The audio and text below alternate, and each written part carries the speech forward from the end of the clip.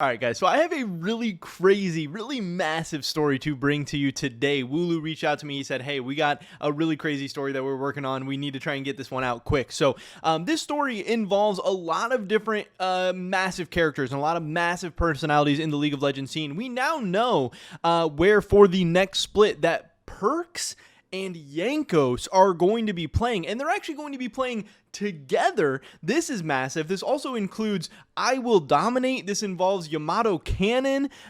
This thing is crazy. So let's get into the story. Let's get into what Wooloo has informed me of. So following the announcement of Kadrill's team, obviously we have Los Ratones. I still don't think we know where they're going to be participating just yet, in which ERL for next season. So we're still waiting on that announcement, but we do know they're going to be participating in the NNO Cup coming up. But yeah, Kadrill's team is crazy. A lot of big names over there. Nemesis, Reckless, some really cool guys. Kadrill's doing a cool thing. People are excited about that. They're going to be doing content, streaming their perspectives, talking about how scrims are going, team meetings, all that good stuff. It's going to be really exciting. It's going to be awesome. But now that Kadrill's thrown this together, another team has decided to spice up the offseason by assembling a roster of former LEC stars as well. According to shakeup Esports sources, I Will Dominate and Yamato Cannon are in the process of joining forces with Ruddy Esports in the NLC. Should everything close out smoothly, the duo plans to bring together a roster of players, some of which are particularly familiar to European fans: Perkz, Jankos, Leader, Jack Spectra, and Nash. So this is obviously very, very crazy. And the craziest thing maybe about all of this, I don't know if this is the craziest part, but whatever, just another crazy part about this whole thing, is that this is Perkz role swapping to the top lane, because obviously you have Leader, who is a mid laner, and you have Perkz, who's been a mid laner and AD carry, whatever. So you're trying to figure out how this thing's going to work out and how it's going to make sense. Perkz is going to be top lane with Jankos in the jungle, obviously Leader in the mid lane, and then yeah, you have Jack Spectra, who obviously recently announced his retirement to focus on content creation and stuff, now being a part of this team as well, which is going to be very, very content focused and content oriented. Obviously, I Will Dominate, massive content creator, wants to, if he's spending the time, money, resource, effort, whatever to put this together, they want to get lots of content out of it. I'm sure they have certain benchmarks and stuff that they want to hit.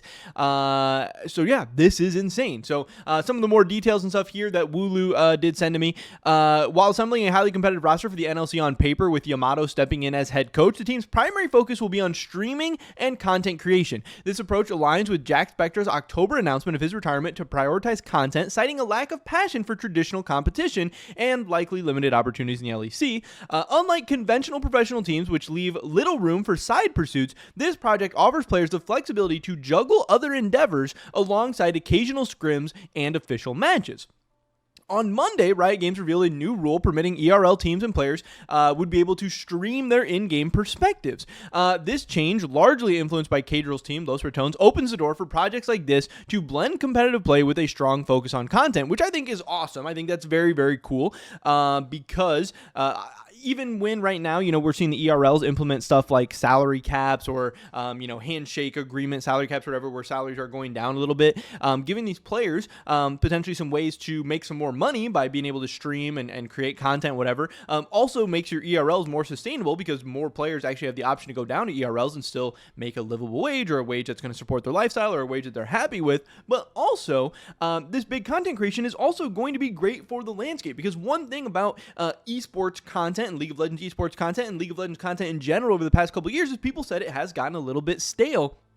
And they also missed the old days when a lot of the best players would create a ton of content, actually stream a ton and make YouTube videos and all that stuff. People can remember, I know, like, especially LCS fans are like, oh, Doublelift, he was this massive streamer and player, and Bjergsen didn't always stream a ton, but when Bjergsen was streaming, it would be massive, and he'd, make YouTube videos and all this stuff, and people miss that. People want to have more connection with their players and with their teams, and what Kadrill and now I Will Dominate is attempting to do is going to be very, very cool. It's going to be more intimate. It's going to bring the players and fans closer to each other, and it's going to make fans more engaged on a daily or weekly or whatever basis, and it's going to be an awesome moment of peeling back the curtain and seeing how a team operates and how scrims are going and how these players are able to develop and communicate and coordinate with each other over the course of the season, and it's going to create fans. It's going to really bring a connection to these teams and players that we don't really get an opportunity with our normal players, in the LEC and LCS, and honestly, this could be, if this goes well, it could be the start of some kind of huge movement, huge change in the future, and maybe the LEC or,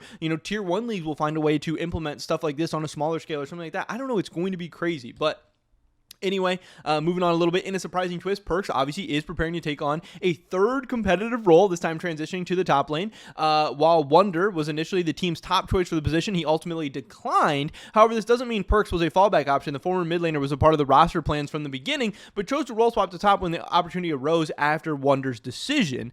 This roster brings together numerous threads from recent LEC history. Perkz and Jankos, once pillars of the legendary G2 Esports lineup, went their separate ways before briefly reuniting in 2024 under Team Heretics. Jankos had joined Heretics a year earlier, spending 2 splits alongside Jack Spectre during the 2023 season in EMEA's top league. However, the Perkz Jankos reunion didn't live up to expectations, with Perkz losing his roster spot after just 1 split. Notably, this marks the first time both Perkz and Jankos will compete in the ERLs, which is, so yeah, I mean, obviously we just recently saw both Perkz and Jankos in the LEC. Again, we saw Perkz. Our Sheep Esports rankings had him as the number 11 mid laner during his time most recently in the LEC. So that's obviously not very good, especially in a 10-team league. You don't want to be ranked 11th in anything.